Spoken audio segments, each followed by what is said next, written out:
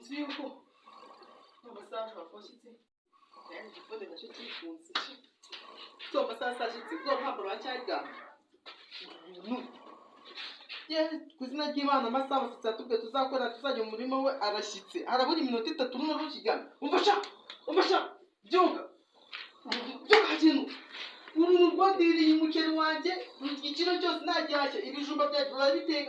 urabiteka ronsijaga superi kamwe uruhano rwagenda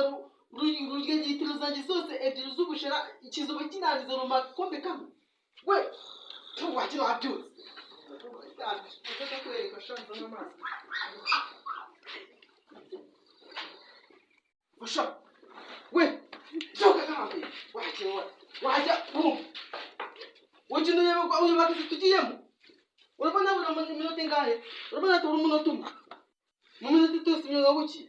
tunganya amasuka z'imugare samu tujye mu kazi ka basitsa ndurame mu kiyepe dogwe mu kiyepe wakirezujwe mu sanga mani witonze ubu bigeze sanga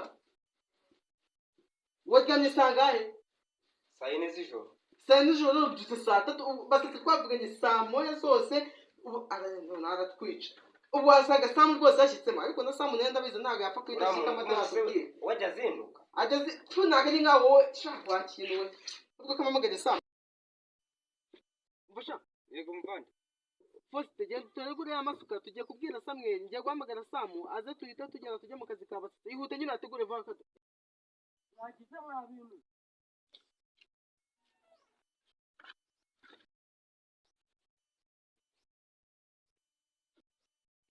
aro Samuel aro kidimbi Wige twapangiye amasaha yagize urabona wowe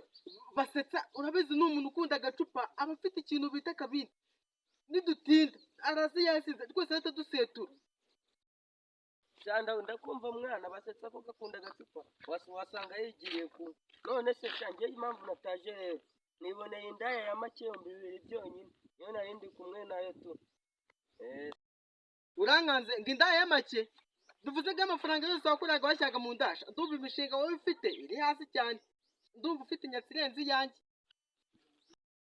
nabirenze ngwino duhure nge nararanye nayo naribi ubwo na telefone nabuzweho gato gatushe yanjye bayijyanye ubwo rongeye kuzana nayo cya gitipe tubana kigikiro cy'umuceri kikatekerezaho litiro 2 zanye niguriye z'umusururu nanjye ubwo rero nazereka zere nanjye duhure